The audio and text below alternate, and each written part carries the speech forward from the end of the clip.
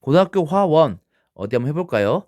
지난 시간에는 분자에 대한 얘기를 했어요. 원자들이 이러한 성질을 갖고 있어서 이렇게 하게 안정해지기 위해서 결합을 하고요. 그 결합한 결과 분자들이 이렇게 모양이 되고 이러이러한 성질을 띠고 있습니다. 이런 얘기 했단 말이에요. 근데 그러한 변화, 그렇게 만들어지는 과정들, 반응에 대한 이야기 오늘 좀 더 자세히 보도록 하겠습니다. 반응은 크게 반응물이 생성물이 되는 정반응과 그 생성물이 다시 반응물이 되는 역반응으로 나눌 수 있어요. 서로 반대 방향이 되겠고요. 이 정반응과 역반응 둘 다 일어날 수도 있어요. 네. 정반응과 역반응 그때 상황이 어떠냐에 따라서 농도가 어떤지 압력이 어떤지 온도가 어떤지에 따라서 반응 조건에 따라 둘 다 일어날 수 있습니다. 이걸 가역 반응이라고 하고요. 화학 반응식에서는 화살표가 양쪽으로 있는 걸 나타냅니다. 물이 얼음이 돼요. 하지만 얼음도 물이 될 수 있죠. 물이 수증기가 돼요. 수증기가 다시 물이 될 수도 있습니다. 탄산칼슘이 물과 이산화탄소와 반응하면서 탄산소 칼슘, 물을 잘 녹는 탄산소 칼슘이 되고 빈 공간이 생기게 돼요. 석회동굴이 만들어져요. 하지만 그 석회동굴 안에 탄산소 칼슘에서 이산화탄소가 빠져나가면서 다시 굳어 돌 모양 돌이 생깁니다. 종유석과 석순이 만들어져요. 석회동굴이 만들어지기도 하지만 거기 다시 종유석과 석순이 만들어져요. 서로 반응물이 탄산칼슘과 물, 이산화탄소가 탄산소 칼슘이 됐다가 다시 그 생성물이 다시 탄산칼슘과 물, 이산화탄소 다시 반응물이 되었어요. 이런 것들이 가역 반응이 되겠습니다. 하지만 대부분의 반응들은 가역 반응이 잘 일어나지 않아요. 비가역 반응이라고 하는데요. 한쪽 방향으로만 반응이 진행돼요. 역반응은 정반응에 비해 거의 일어나지 않아요. 연소합니다. 메테인이 산소와 반응하여서 이산화탄소와 물이 돼요. 하지만 이산화탄소와 물이 다시 반응한다고 해서 메테인이 되는 반응은 거의 일어나지 않아요. 마그네슘이 염화수소와 염산과 만나서 염화 마그네슘과 수소가 됐어요. 하지만 수소와 염화 마그네슘이 다시 반응해서 마그네슘과 염화수소가 되진 않아요. 잘 되지 않는 거죠. 중화 반응. 우리가 나중에 산과 염기 정도 봐야겠지만 염화수소와 지금 뭐였죠? 수산나트륨이 반응해서 염화나트륨과 물이 됐어요. 하지만 염화나트륨과 물이 다시 반응해서 염화수소와 수산화나트륨이 되진 않아요. 되지 않는다라기보다는 거의 일어나지 않아요. 앙금이 생성됩니다.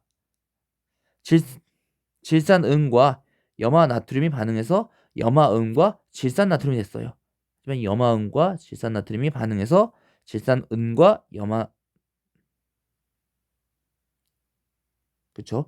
염화은과 질산나트륨 반응다 해서 질산은과 염화나트륨이 되기는 어려워요.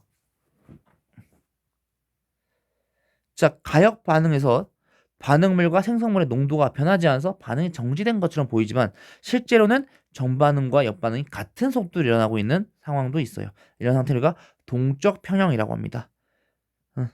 아까는 가역 반응, 비가역 반응, 역반응이 정반응에 비해 잘 일어나느냐, 어디 일어나느냐.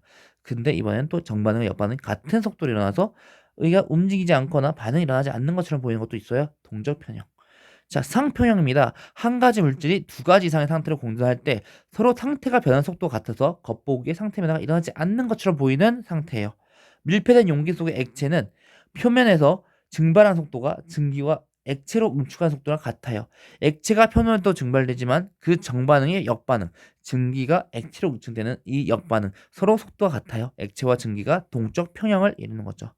용질이 용해되는 속도와 석출되는 속도가 같아서 또 겉보기에 용해나 석출이 일어나지 않는 것처럼 보이는 상태도 있어요. 용해 평형.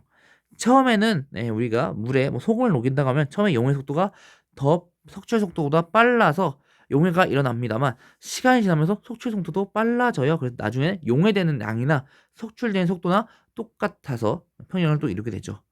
용액 평형을 이루고 있는 용액, 우리가 이걸 포화 용액이라고 얘기하고요.